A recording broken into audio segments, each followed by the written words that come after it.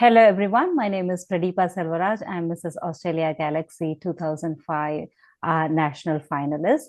I'm doing my episode 2 of my Fearlessly Feminine podcast today. And we have a guest speaker as Akila Ndeshwari Payaniappan over here, who's my childhood friend. And I've seen her for long, long years, and I've seen her progress and how she has come up a long way, and very lucky that now we are settled in the same country in Australia. And I find that really beneficial because we discuss a lot of things. So I thought that doing a podcast with my best friend who have seen and grown along with is going to be very helpful for a lot of women who requires a lot of empowerment. So let's start the podcast. So golden age, golden strength. We are doing episode 2 podcast to empower women with our guest speaker, Akila Ndeshwari Payaniappan. Hi, Akila. How are you? Hi, Pradeepa. I'm really good, really good. Yeah, thank you Uh, so much for having me on the podcast. no worries. Um, would you like to introduce yourself, Akila? Oh, yeah, sure. So I am Akhilandeshwari Palaniappan. My name is really long, yes. And I'm currently working as a senior software engineer in Tech Mahindra. I've lived in Melbourne for more than 15 years now with my family and my two kids. My daughter who's 20-year-old and my son who's 12 years old. And my passion, I would say I love stage performances. So I'm also a director of a casual performance group called Queen Bee Productions. So we have done stage shows, dramas, plays, flash mobs, dances, even reels, TikTok reels, and everything in that. I'm also a classical dancer myself. I still go to Bharatanatyam classes and I do performance stages. Yeah, that's me. That's so nice. I've actually learned a lot of new things that I don't know about you. I actually thought I know a lot about you, but that's amazing, Akila. I'm pretty much amazed by the fact that you are a full-time worker plus mom of teenage kids, and top of that, you're spending time to do your on-stage production as well. So that's really empowering. Thank you, Akila. And just moving on to your next question, what are your most what are you most proud of accomplishing in your life so far? Right. I think about it, I am actually proud of one particular time in my life, which was when I got my master's degree in information technology from the Melbourne University. So yes, I mean, everybody does a degree. That's not something big, but what makes it big for me is that I did that after a career gap of around like 7, 8 years. So I had my two kids. I did not work that time. I was spending all my time with my first kid, and then my second son, when he came, he was 3 months old. That's when I thought I should restart my career. So, of course, there's been so much of gap. So my engineering bachelor degree is not valid anymore. So I decided to study, and it was a little bit hard because with a 3 month old, I don't get much time. So my assignment time, my study time would be like night 12 o'clock to 3 o'clock. And then again, get up 6 o'clock in the morning, pack lunch for my older daughter. So many sacrifices, sleep sacrifices, and everything I had to do. Yes, my parents, my husband was there to support me. Thanks to them. I did that full time, 2 years, and then I finished it. So that was the turning point in my life because after that I got a lot of confidence. And it's really after that I went into workforce. I did my Queen productions. I did dancing. I could confidently speak to people and everything. So it was a turning point in my life. It changed my life. So I'm really proud of that. Very good. Well done, Akila. I think you have broken the barriers and boundaries there, where there is a stereotypical saying for South Asian women like us, where you first get married, have your kids, do all those things. Studies is later, but then yes, it is later, but we did it. That's the most Yes, important that's part of right. it. Or it's like previously the girls used to, okay, I'll study first and then I will do all those things. That delays a lot of things for them to get I wouldn't say settled in life, because the terms are changing now. What is settlement? So there's different perspective getting settled in life at the moment for different generations. So I wouldn't say it's getting settled, but the stereotype has changed. Previously, we were prioritizing studies before marriage, but now you have women like you and me, we have broken the barriers and stereotypes, saying that no, you can get married, you can have your kids, and still Yes, you can study exactly. and develop your career. So you have done a Yeah, great job. anytime you can restart anytime. Yeah, that's good. It's a struggle. It is a lot of hard work and organizational skills that's involved in it, but still you can do it. Yeah, Very true. exactly. Good, good. Um, so other than that, what are your biggest dreams and aspirations for your future? Well, I don't have an exact dream, like okay, a goal or something which I want to achieve, but I like to do unique things. So whenever an opportunity comes up, I try to break the mold, break the jinx, do something different, something unique, so that people will look at you. Break, as you said, breaking the stereotypes. That is my actual what I want to do. And looking at that, I want somebody to get inspired. Like if I do something like that, my daughter who sees me will really think that, oh, this is possible. If my mom can do it, I can do it. So that is something is what I aspire to be, like a role model to at least the small kids who come along the way, the next generation or whatever. In fact, this software engineering job which I'm doing, you can see that women in developing field is actually very less. It's just 12% of the engineers in Australia are in the software industry. So, but I really want to do it. So seeing me, some people can really think that women can do this. It's not that only men. There are jobs that only men can do. Nowadays every girl studies well. They are really competent, they are intelligent enough to do that as well. So I want to be a person who will be a role model to some people. That's what. That's beautiful. So role modeling your own daughter is amazing. That's really good if she looks up at you and feels that yes, I want to become like mom.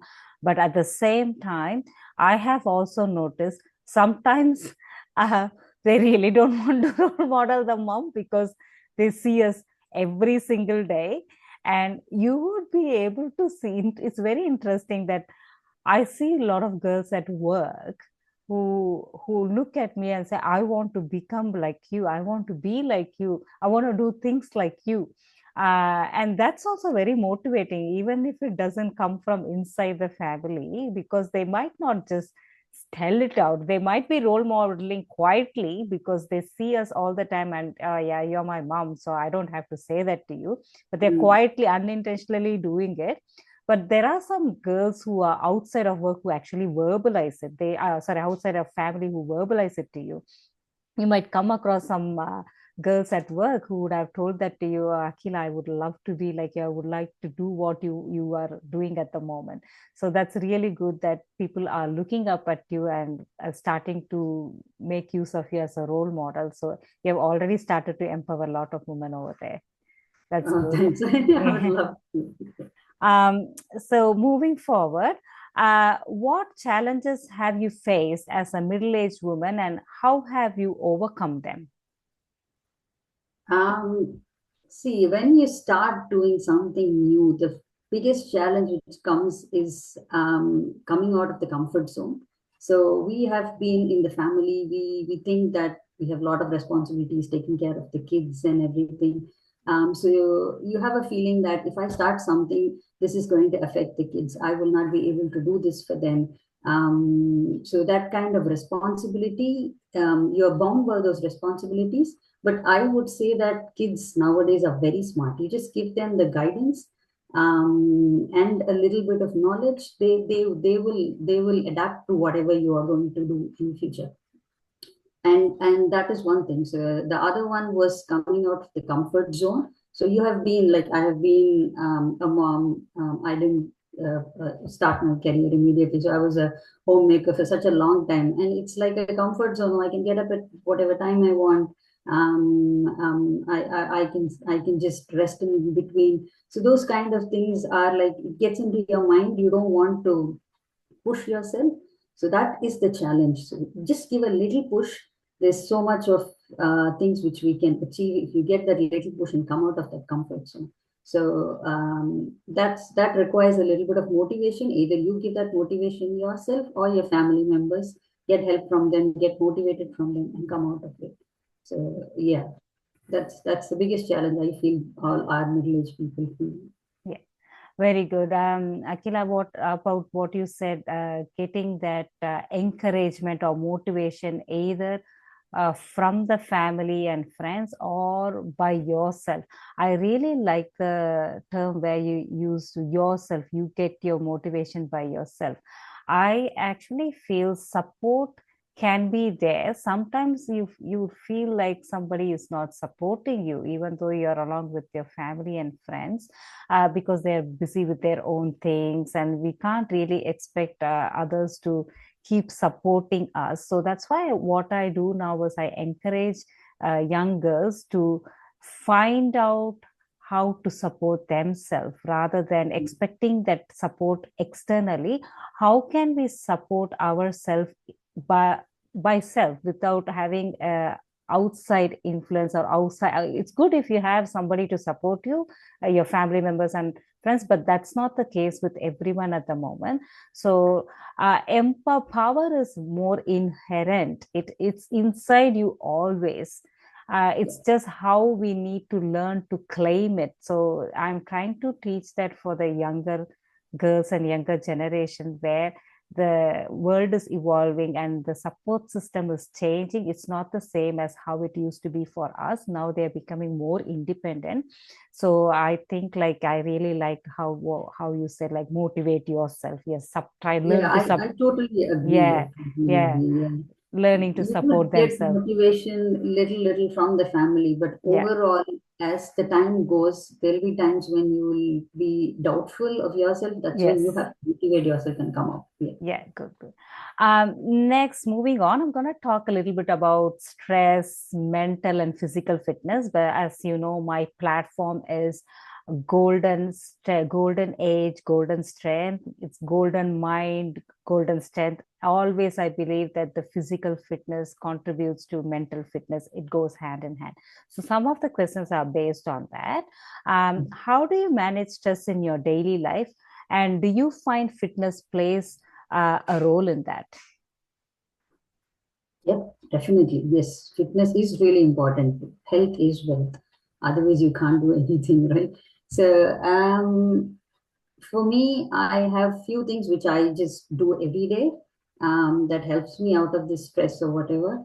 So, every day morning when I get up, I have a garden, a backyard, a small backyard, not too big, but I have got a lot of plants in there. So I go out, I water them every day, just spend at least 5-10 minutes there, fresh air in the morning. Even a small leaf, a small flower which has come up gives me so much of happiness. And you start the day with a happy feeling. So that's one thing which really helps me to start the day healthy. Second is, yes, I go for a walk or a gym, and where I take a half an hour of my me time. I just concentrate on my physical health at that time. So just as soon as my kids go to school, I just have half an hour and I go to gym or do a walk. Drink a lot of water in that time. So that's for my physical health. And when I start my work, I love music. So any work I do, even at home or even in my I work from home nowadays after COVID. You know that all IT industries have gone work from home. So it's like 4 days of work from home and 1 day in office. So even when I start my work, I start music. So any Tamil songs, my language is Tamil. So I just play some Tamil songs in there. It helps me calm my mind, and when I do my work, it generally calms my mind. Music. So even if I get angry or anything, I switch on my music. Done. I cool down. So music is a very good platform. Music or any kind of art form, I would say, is really good for your mental health. That's good. That's good. You already touched base quite a bit of things. My next question was actually, what are the 5 things that you do every day to stay fit physically and mentally? So you already given me a few strategies there. Is there anything else that you would like to add in there? Um, yeah, pick up a hobby. Sometimes I feel picking up a hobby also helps. So as soon as you finish your day stressful, you've done everything, you want to relax. Yeah, people just see TV, and that's of course one form of relaxation. But if you have a hobby like drawing or painting, that's also a good one. And nowadays you have books like coloring books. We are mindful coloring, they call it. So that can be done by anybody. Just sit down for 5 minutes, you color, that really will calm your mind down. Oh, beautiful. I've seen some people do that. I used to wonder, why are they doing coloring? Okay, they're It's a I kiddish really, thing. yeah, I've seen some of the patients do it when they come to my clinic, and I'm like, what's this? What is happening here? Anyways, and they do give it to me and ask me to display it, but then I was so busy, I did not really think that far at that time. But now I understand why they're doing it. Yeah, It's pretty good. Now I would actually empathize along with them. I've learned something today. That's good. it That's good. actually helps. It does look like a kiddish thing to Yeah, do, yeah, but it did. it I was like, what's really this? comes. All right, that's good. Now I know. I won't really look at them like, oh, what's happening here?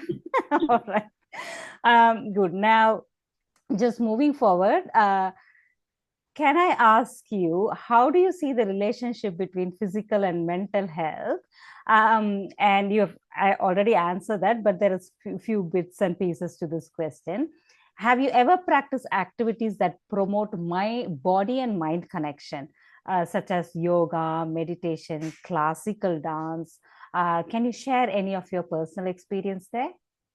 Oh, right. It's so interesting that you mentioned that, Pradeepa. I have done all of them. Good. Yoga, meditation, and dance. Yes, I have tried all of them. But the best thing which I like in that is dancing. So the Bharatanatyam classes which I go, I started dancing when I was 5 years old. But again, I did take a break after my marriage and kids, and I restarted it. So when my daughter went to a dance class, I went along with her, and I just really started dancing. It's been now like 6, 7 years since I'm doing that again. The idea of meditation is that you focus on one thing. But dancing is like everything together. So it's you would have to concentrate well so that you remember the next steps, and you would have to show that expression and emotion in your face, and your leg and hand movements have to be precise. So there is so much involved in it. Your concentration, your focus, everything comes into play, and it's a form of exercise. As soon as you finish it, you have done a full body workout, and it makes your muscles flexible. And any exercise you do, it refreshes your mind. So it's like a wholesome activity. That's what I think. So it's a really a mind body connection. It's a wholesome activity which anybody can try. It's not just classical, any kind of dancing, any Bollywood dancing, Western dancing, anything will be the same. Not that I'm saying that yoga and meditation are not good. They have their own benefits. Since I have tried dance a bit more than them, I'm just able to tell you about dance. Yeah. That's good. That's good. And I guess it helps in Bharatanatyam, which is the South Indian classical dance, helps in prevention of a lot of injuries, and delays the early set of osteoarthritis and other kind of ailments Yeah. that women get. I've read through that there's some researches happening there where it actually helps with your physical fitness and preventing and delaying injuries, age-related injuries. Yeah, that's Right. good. Yeah, exactly. When I went to my doctor once saying that I Yeah, have a knee pain, little bit, she said, "Don't stop dancing. You should do that, otherwise you'll continue lose dancing. it." Yeah, Yeah. move it or lose it. Yeah. So moving forward, Akila, what advice would you give to someone who wants to use Bharatanatyam to improve both physical and mental fitness? Right. The first thing is that if you can think of it like in an exercise activity instead of gym as well. I started it with that. I thought that okay, we have to maintain our body. Let's go to gym. But gym is something like sometimes you feel that you're pushed to do that, or you're weight conscious, and something like that is when people go to gym. But this is like it can become your passion. You will enjoy seeing people. It's a social activity. You don't dance alone, so you have a group of set of people whom you dance with, so it's also like a social activity. So enjoy meeting new friends, and it's like it's an alternative to exercise, but just make sure that you take care of your body so that you can keep dancing. So one thing which I do is I take all my vitamin tablets well, like your vitamin D, fish oil tablet, or whatever, to make your muscles, everything be flexible. So it actually helps me to take my medicines properly.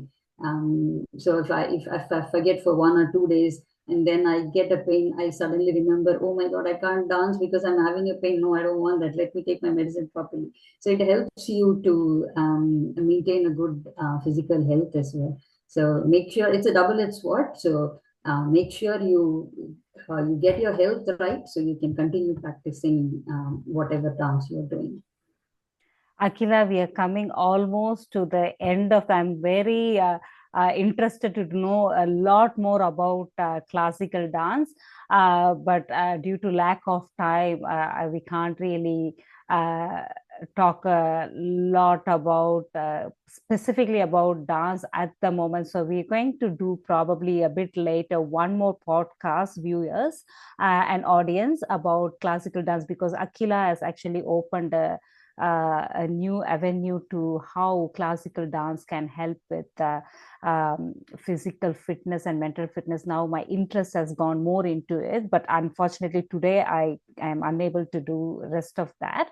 But we'll proceed in another podcast where we'll just focus on this. And Akila, I think you should be able to give our audience a wealth of information regarding this. But that's amazing to know that how it can help with your complete physical and mental fitness. And I think you should start teaching dancing to more people in Australia. And yeah, just moving forward with the pageantry question, just the last, we are almost towards the end of the podcast. So, as you know, that I'm competing in the Mrs. Australia category, being a middle-aged woman after a long time, like I've been able to do what I wanted to.